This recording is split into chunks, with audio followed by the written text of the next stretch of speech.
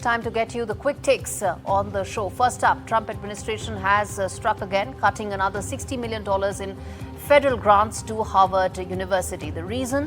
What officials call a failure to address anti-Semitism. But critics say it's about something much bigger, which is power, politics, and the future of academic freedom.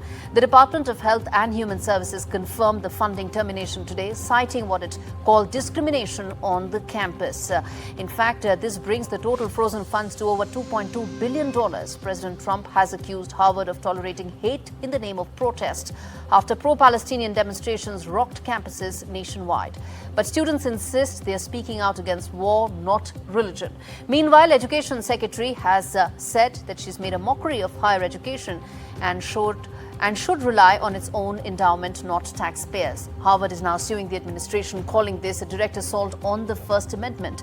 But as billions hang in the balance, one of America's oldest institutions finds itself at war, not just over money, but over meaning.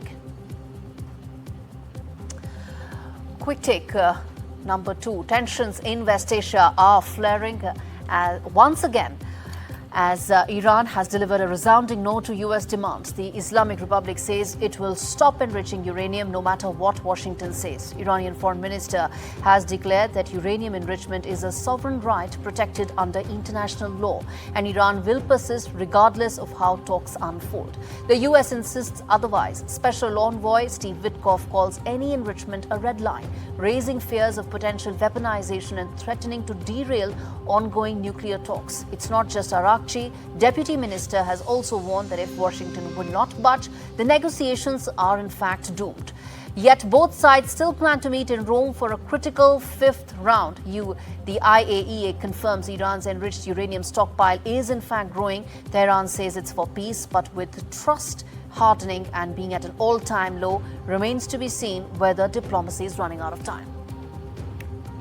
Just a few weeks after it was hit by a major power blackout, Spain has now been struck by a nationwide phone network outage. As per reports, emergency services in a number of regions had to be provided as new telephone numbers had to be given for those in need after phone lines collapsed following network upgrades by Telefonica. Spanish media reports suggest that landline telephones were the worst affected, but all voice services by Telefonica appear to have been affected to some extent. The blackouts a few weeks ago had brought chaos and heavy financial damage to the country. And the voice of Saturday night football is falling silent as Gary Lineker, the face of football on British television for a quarter of a century, is walking away from BBC. His final match of the day airing this Sunday.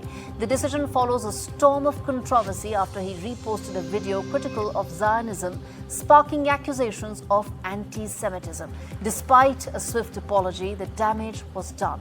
Sources say the former England striker accepted his position had become untenable. The BBC, already under fire for its handling of impartiality, accepted his resignation in what insiders call a heartbreaking end to a legendary broadcasting career.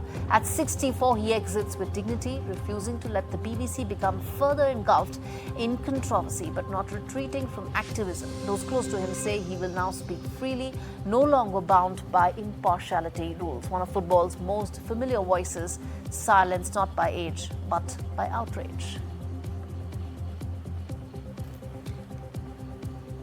Well, as we wrap things up, we're going to end this show with a very interesting update that's coming in, and a development which has actually left scientists scratching their heads after some strange footage from a remote island in Panama.